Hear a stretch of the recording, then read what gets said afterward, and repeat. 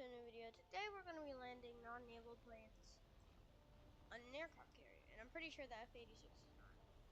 By the way, this is the F-86 that I'm unlocking right now. Does it have a tail hook? I don't know. I hope so.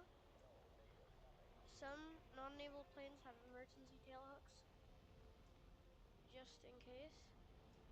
But we're going to go a bit further. The trick is to always go further, right?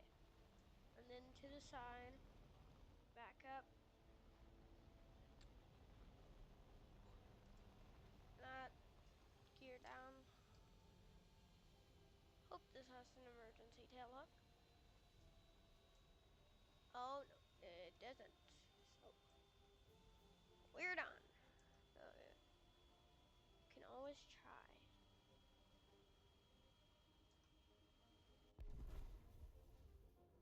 Okay, that was not such a good attempt.